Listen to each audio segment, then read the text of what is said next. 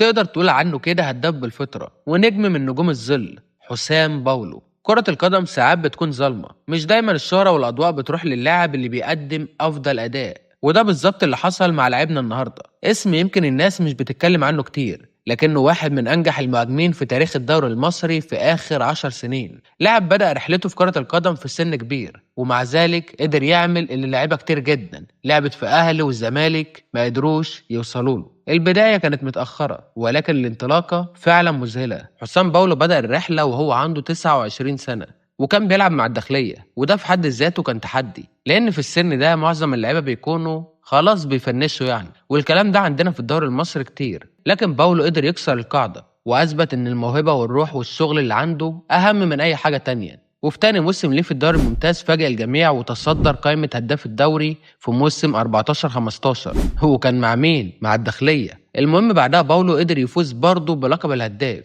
ودي حاجة ما حصلتش غير مع لعيبة كبار في تاريخ الكرة المصرية. هو في لعيبة برضه بيتقال عليهم أساطير ما قدروش يحققوا لقب الهداف في موسمين على التوالي. باولو شارك مع الداخلية في أول موسمين 52 مباراة، سجل 24 وصنع هدفين. بعدها انتقل لسموحة، ومع الموسم الأول قدر يحقق لقب هداف الدوري مرة تانية على التوالي، وشارك في الموسم الأول في 37 مباراة، سجل 18 هدف وصنع 5. الموسم اللي بعده كمل مع سموحة الدور الأول، وقدر يسجل 6 أهداف في 13 مباراة، وده اللي لفت انتباه الزمالك اللي تعاقد معاه في يناير. ومع الزمالك ما كانتش التجربة قوية، سجل 3 وصنع هدفين، معدل أقل كتير من الموسمين اللي قبله، ولكنه برضه ما كانش بياخد عدد دقايق كبير. بعدها انتقل للاتحاد ثم المقاولين، وكانت تجاربه ضعيفة، وما كانش قادر يخرج من رحلة الزمالك اللي كانت قصيرة جدا. فقال لك من خرج من داره اتقل مقداره، أنا أرجع الداخلية مرة تانية يمكن أتألق. وفعلا في موسم 18-19 باولو شارك في 30 مباراة مع الداخلية، سجل 11 هدف وصنع 5،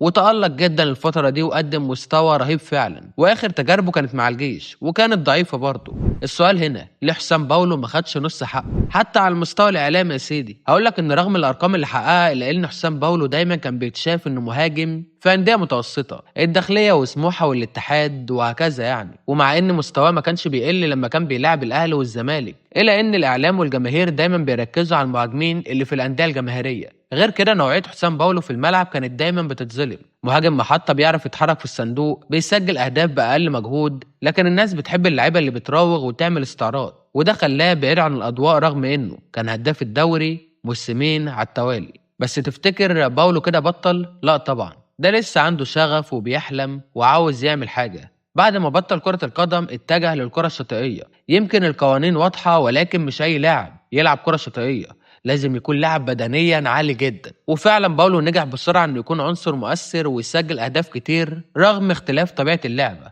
وكأنه حسام باولو بيقول ان المهاجم الهداف دايما هداف مهما كانت الظروف ومهما كانت الملاعب. حسام باولو نموذج للاعب اللي اعتمد على موهبته فقط، لا نشأ في أكاديمية كبيرة ولا أخد فرصته في فرقة جماهيرية في عز المستوى الكبير اللي كان بيقدمه، ومع ذلك قدر يحفر اسمه في تاريخ الكرة المصرية كواحد من أهم الهدافين اللي مروا في تاريخ الكرة المصرية.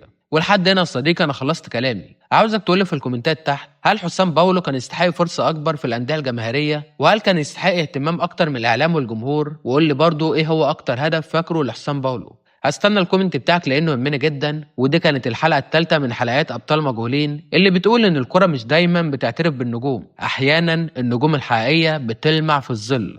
واخيرا اتمنى قبل ما تقفل الحلقه يا ريت توحد الله، لا اله الا الله، وتصلي على سيدنا محمد عليه افضل الصلاه والسلام، واعمل لايك وسبسكرايب وفعل زر الجرس، واوعى تنسى تعمل لايك وفولو للصفحه الرسميه على فيسبوك اللي اسمها طوفان اهلاوي او اللي اسمها اسيست، بنتكلم كتير في الكره هناك، فخش اعمل لايك وفولو وتابع كل جديد. سلام.